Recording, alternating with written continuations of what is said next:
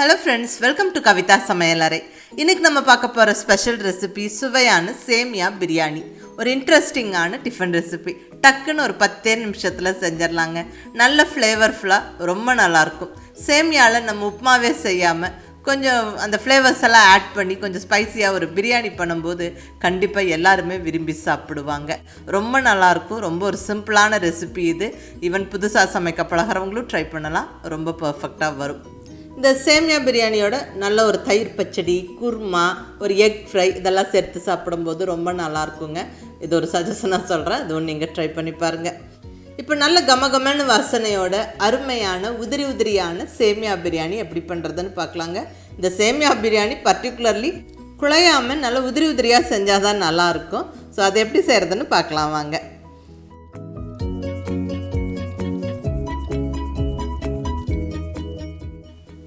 இப்போ தேவையான பொருட்கள் எல்லாம் என்னென்னு பார்த்துடலாங்க.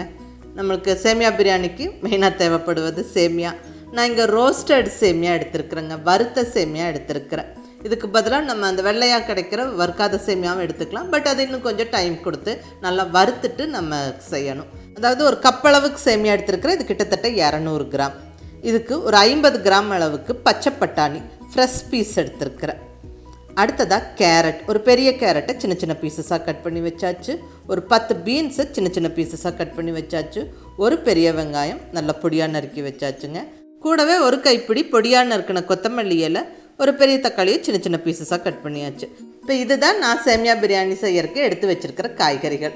மற்ற பொருட்களெல்லாம் என்னென்னு நம்ம பிரியாணி தாளிச்சுட்டே பார்த்துடலாங்க. இங்கே ஸ்டவ்வில் ஒரு பேன் வச்சாச்சு. பேன் சூடானதுக்கப்புறம் ஒரு ஸ்பூன் நெய் சேர்த்துக்கிறேன். இந்த நெய் கொஞ்சம் சூடாகி உருகி வரட்டும். இப்போ இதில் நம்ம எடுத்து வச்சுருக்கிற சேமியாவை சேர்த்து வறுத்தரலாங்க. இது ரோஸ்டட் சேமியா 200 கிராம். இதை நம்ம 1-2 நிமிஷம் வறுத்தா போதும். இதுவே வறுக்காத சேமியாவாக இருந்தால், இந்த வெள்ளை கலர் சேமியாவாக இருந்தால் இன்னும் கொஞ்சம் அதிக நேரம் நம்ம வறுத்துக்கணும். அதாவது கொஞ்சம் லைட்டாக ப்ரௌன் ஆகிற வரைக்கும் வறுத்துக்கிட்டால் நம்ம உப்புமா இந்த மாதிரி பிரியாணி எல்லாம் செய்யும்போது குழையாமல் நல்லா உதிரியாக இருக்கும். நான் இங்கே 1 நிமிஷம் வறுத்துக்கிட்டேன். அவ்வளோதாங்க, சேமியா நல்லா வறுப்பட்டுருச்சு. இப்போ இதை எடுத்து நல்ல ஒரு பிளேட்டில் போட்டு ஆற விட்டுறலாம். சேமியா ரெடி. அடுத்தது அதே பேனில் ஒரு ஸ்பூன் நெய் சேர்த்துக்கிறேன். கூடவே ஒரு டேபிள் ஸ்பூன் ஆயிலும் சேர்த்துக்கிறேன். இப்போ இந்த ஆயில் கொஞ்சம் சூடானதுக்கப்புறம் இப்போ ஹோல் ஸ்பைசஸ் சேர்த்துடலாம். ஒரு துண்டு பட்டை, 2 கிராம்பு, ஒரு ஏலக்காய், கொஞ்சமாக சோம்பு, ஒரு பிரிஞ்சி இலை. இந்த ஸ்பைசஸ் எல்லாம் நல்லா பொரிஞ்சு வரட்டும்.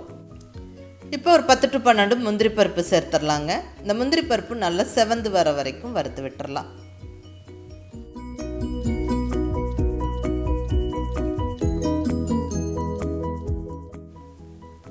இப்போ பொடியாக நறுக்குன்னு வெங்காயம் சேர்த்துடலாம். ஒரு பெரிய வெங்காயம். இதுலேயே ஒரு பச்சை மிளகாவும் சேர்த்து விட்டு நல்லா வதக்கிடலாங்க. வெங்காயம் நல்லா கலர் மாறுற வரைக்கும் வதங்கட்டும்.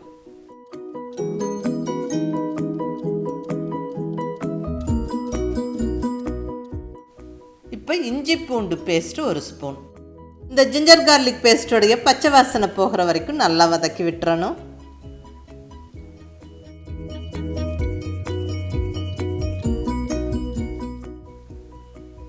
இப்போ தக்காளி சேர்த்துடலாங்க. ஒரு பெரிய தக்காளியை சின்ன சின்ன பீசஸாக கட் பண்ணி சேர்த்தாச்சு. இந்த தக்காளி நல்லா சாஃப்ட் ஆகிற வரைக்கும் வதங்கி வரணும்.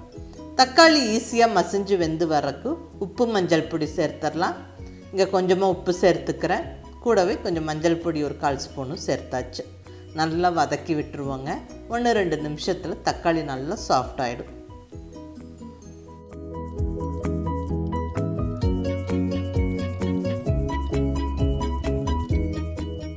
தக்காளி நல்லா வதங்கி சாஃப்ட் ஆகிடுச்சுங்க. இப்போ நம்ம காய்கறி எல்லாம் சேர்த்துக்கலாம்.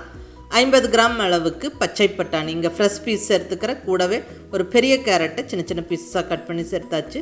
இது கூட ஒரு 10 பீன்ஸும் பொடியாக நறுக்கி சேர்த்தாச்சு. நல்லா வதக்கி விட்டுருவோம்.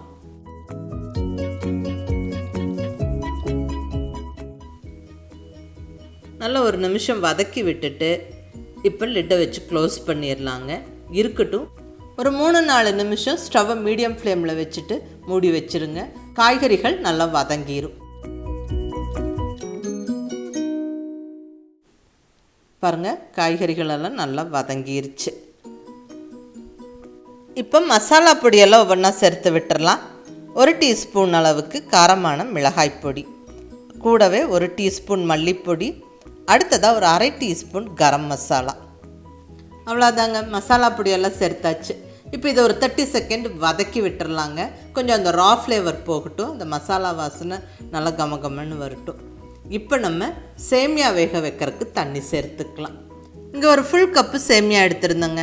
1 கப்பு சேமியாவுக்கு 1.25 கப்பு தண்ணி வைக்கும்போது பர்ஃபெக்டாக வெந்து நல்ல உதிரி உதிரியாக இருக்கும். ஸோ 1 கப்புக்கு 1.25 கப்பு தண்ணி சேர்த்தாச்சு. நல்லா கலந்து விட்டுறலாம். இப்போ உப்பு சேர்த்துக்கலாம். தேவையான அளவு உப்பு சேர்த்தாச்சு. ஏற்கனவே தக்காளி வதக்கும் போது உப்பு சேர்த்துருக்குறோம், அது ஞாபகம் வச்சுக்கோங்க. எல்லாம் நல்லா கலந்து விட்டுட்டு தண்ணி கொதிக்க ஸ்டார்ட் பண்ணினதுக்கப்புறம் சேமியா சேர்த்துடலாம். பாருங்கள், தண்ணி கொதிக்க ஸ்டார்ட் ஆகிடுச்சு. இப்போ சேமியா சேர்த்துடலாம். கரண்டியை ஒரு சைடு இப்படி கலந்து விட்டுட்டு சேமியாவும் சேர்த்து விடுங்க.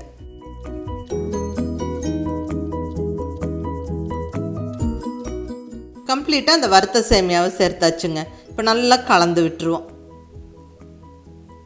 இப்போ பொடியாக நறுக்குன்னு கொத்தமல்லி இலை ஒரு கைப்பிடி சேர்த்துடலாம். நல்ல வாசனையாக இருக்கும்.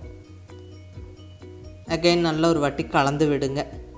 இப்போ இந்த ஸ்டேஜில் உப்பு காரமெல்லாம் செக் பண்ணிவிட்டு இந்த பாத்திரத்துக்கான மூடியை போட்டு மூடி வச்சிடலாங்க.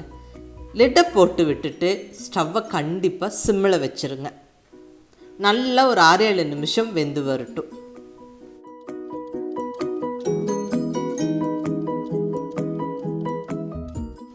இப்போ ஒரு 6 நிமிஷம் கழித்து நான் ஓப்பன் பண்ணுறேன். வாவ், நல்ல கமகமன்னு வாசனையோட பர்ஃபெக்டாக ரெடி ஆகிடுச்சுங்க. சேமியா பாருங்கள், நல்லா வெந்திருக்கு, உதிரி உதிரியாகவும் இருக்குது. காய்கறிகள் எல்லாமே நல்லா வெந்துருச்சு, நல்ல வாசனையாக இருக்குங்க. ஆல்மோஸ்ட் நம்மளுக்கு சேமியா ரெடி.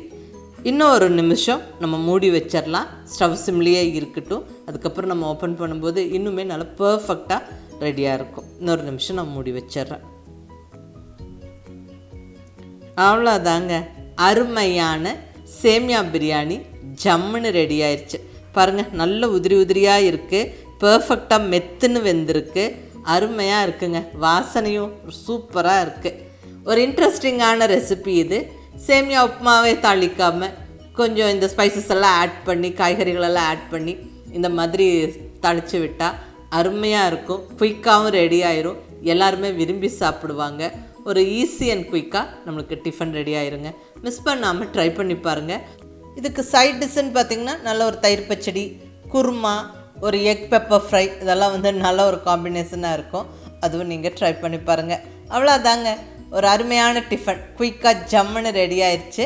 ட்ரை பண்ணி பார்த்துட்டு உங்கள் ஃபீட்பேக் சொல்லுங்கள். பிடிச்சிருந்தா லைக் பண்ணி, ஷேர் பண்ணி, கமெண்ட் பண்ணுங்கள். கவிதா சமையலறை சப்ஸ்கிரைப் பண்ணி என்னுடைய மற்ற ரெசிபிஸும் வீடியோஸும் பாருங்கள். தேங்க்யூ.